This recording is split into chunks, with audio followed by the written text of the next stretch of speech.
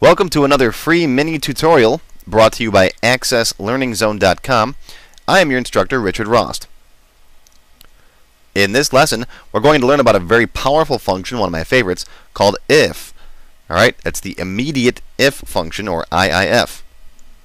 The IF function is just like an if-then statement if you're familiar with Visual Basic.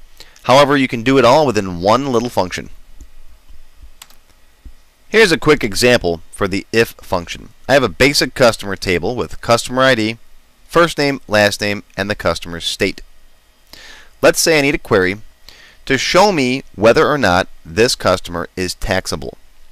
And I'm only going to charge sales tax for customers in my state, or for example, New York. So let's make a basic query that'll tell me whether or not this customer gets charged sales tax. So I'll go to Queries, and then New, Design View, and then OK. I'll bring over the customer table and hit Close. Now I cover basic query design in my Access 101 class. If this seems unfamiliar to you, check out my Access 101 tutorial first. I'll bring over the first name, last name, and state of this customer, and if I run the query now, you can see that's all I've got. I'm going to create a new calculated column, and I'm going to call this field is taxable, creating my own new calculated field.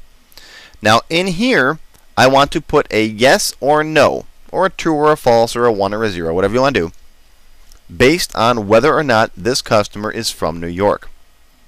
So I'll say colon, and then if, IIF, that's the immediate if function.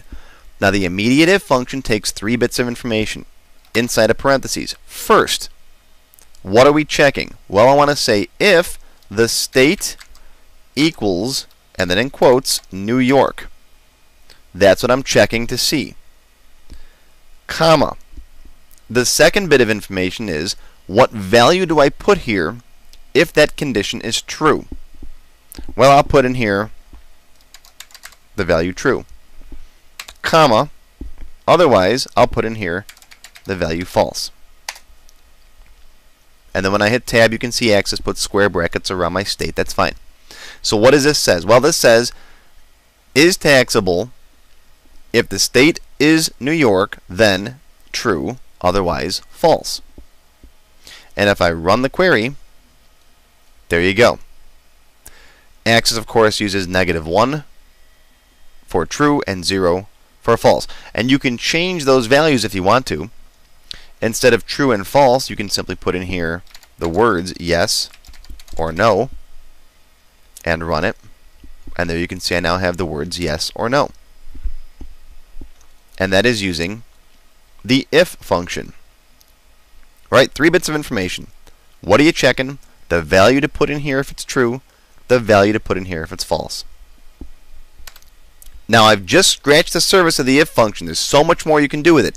You can make query fields out of it. You can use it in forms. You can use it in reports.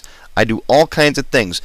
In my Access 207 class, for example, when I teach my students the if function, we use it to determine if something happens in the future or not. If the date of the record is greater than today's date, do this. Otherwise, do that. So you can use the if function in all kinds of different places. Again, Access 207 is where I cover it. AccessLearningZone.com !GOAC 207. That's a direct link to that class. And you'll learn more about the if function.